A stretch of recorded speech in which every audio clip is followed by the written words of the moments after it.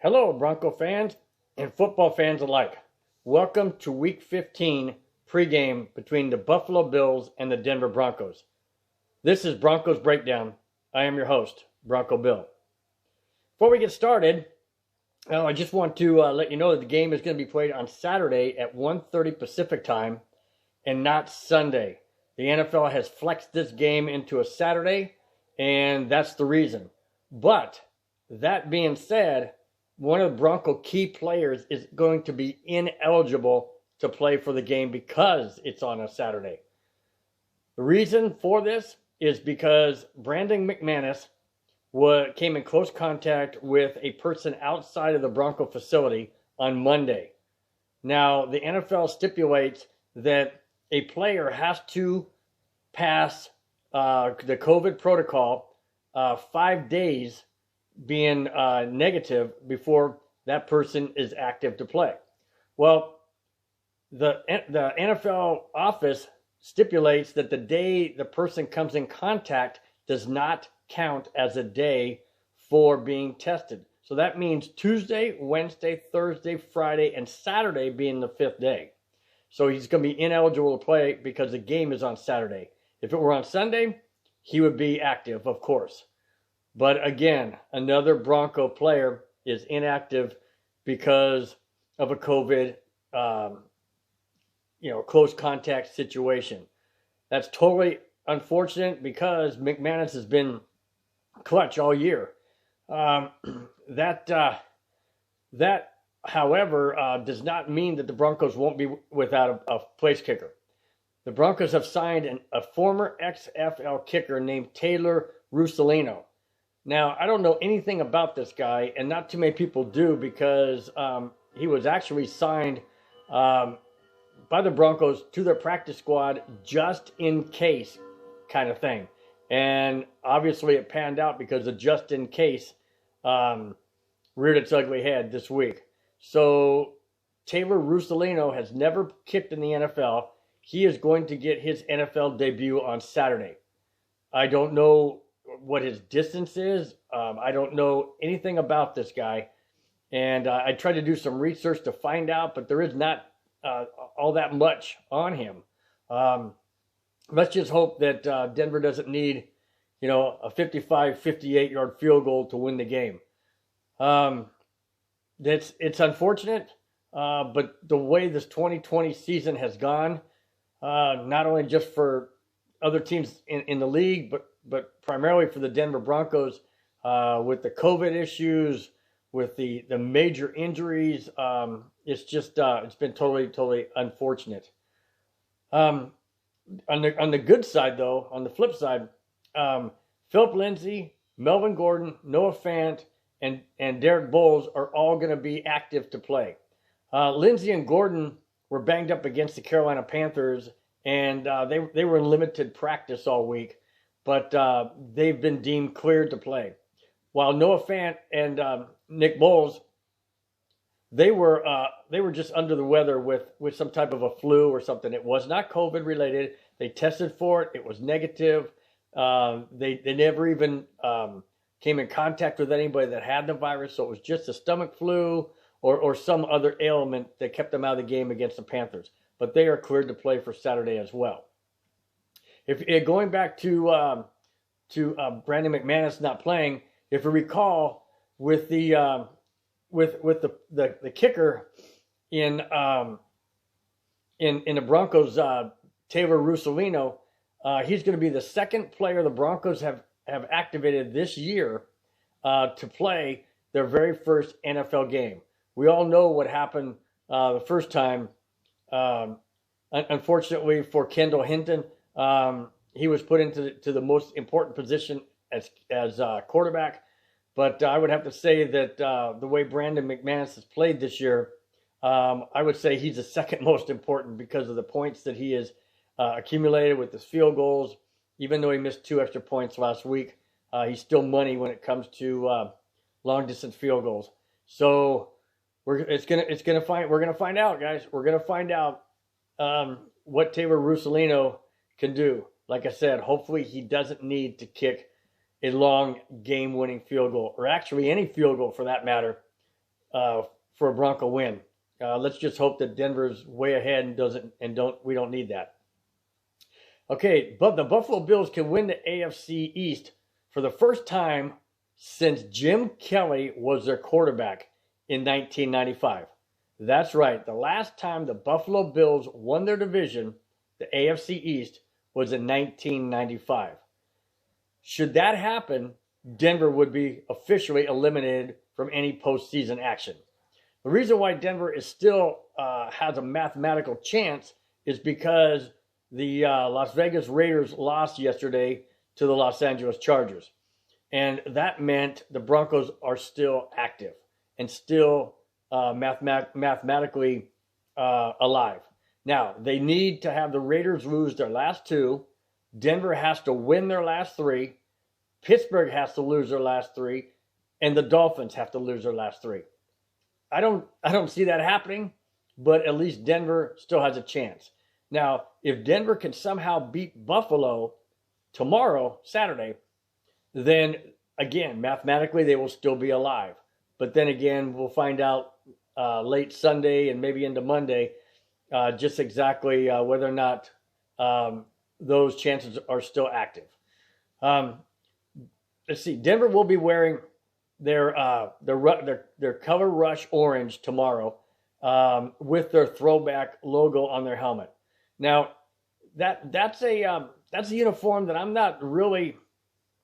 I don't really take too well with that. I mean, I like the orange jersey and I like the orange pants. I just don't like them combined.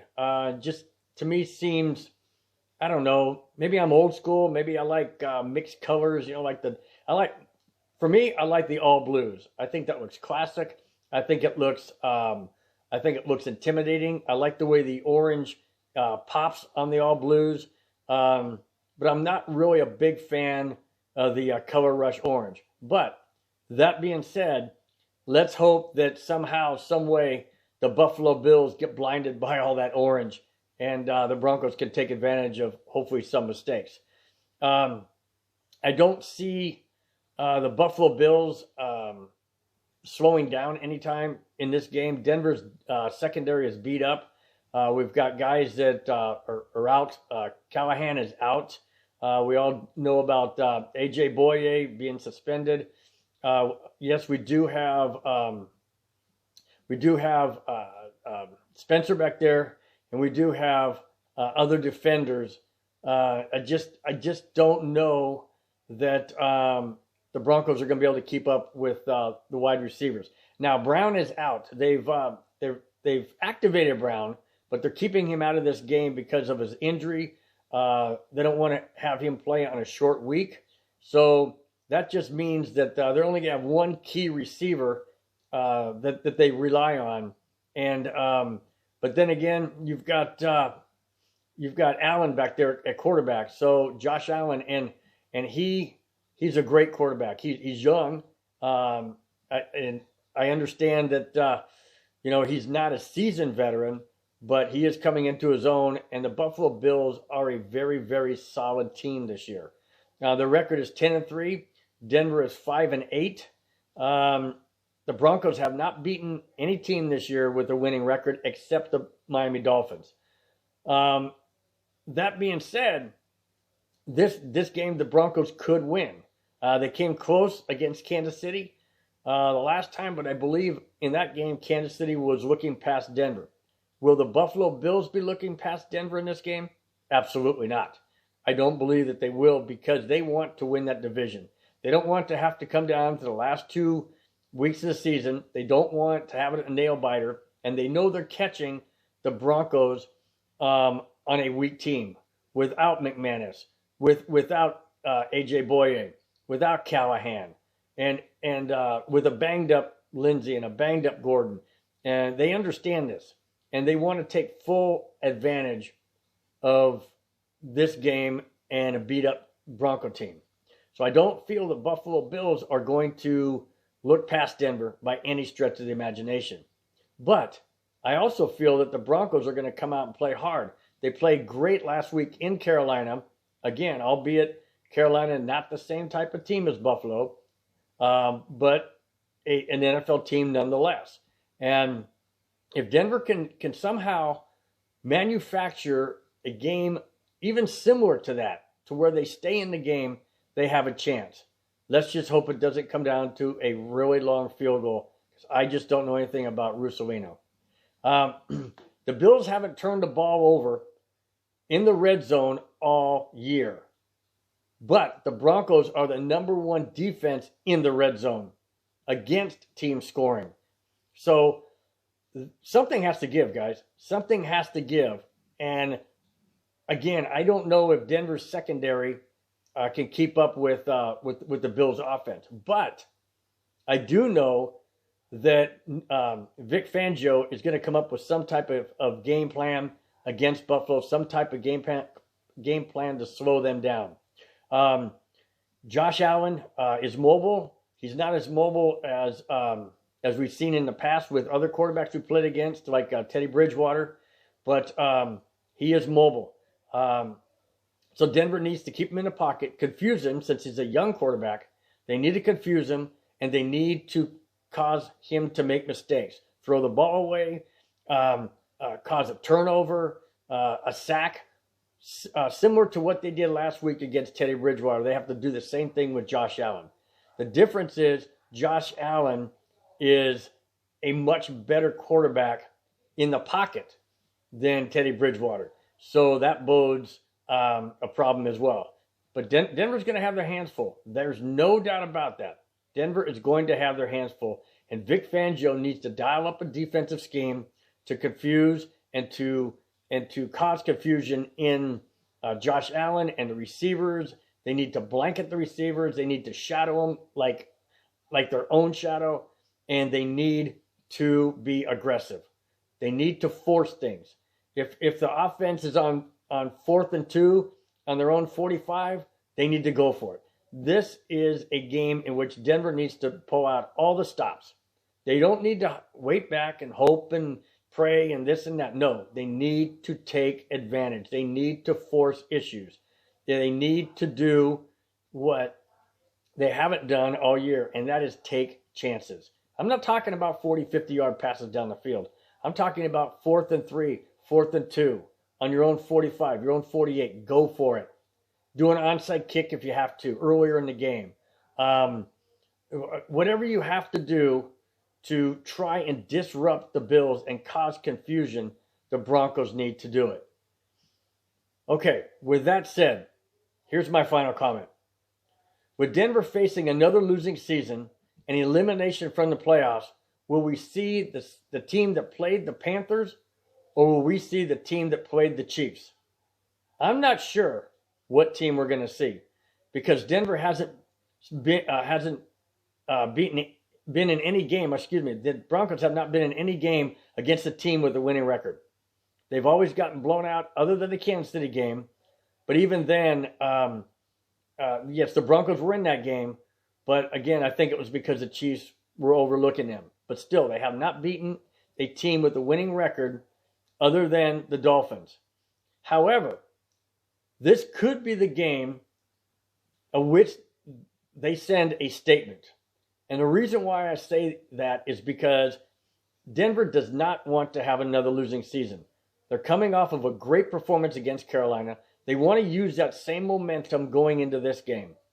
Now, if they do that and they put up those same type of numbers and those same type of production, they can send a statement to the Bills and they can win this game. I'm not sure that they will, but that's why they play the game, because we don't know until the game is played. So here's my final score. Buffalo 31, Denver 20. I'm sorry to say it, guys. I just don't feel that the Broncos are going to keep up with the offensive explosiveness of the Buffalo Bills, as well as the Buffalo Bills defense against the run. That's it. That's my take on the pregame. Thanks for watching. Thanks for subscribing. Please subscribe if you haven't. Leave a comment. I appreciate every comment, positive or negative. Thanks a lot, guys. Enjoy the game, and we'll talk to you on the post game on Monday. Have a great weekend. Bye-bye.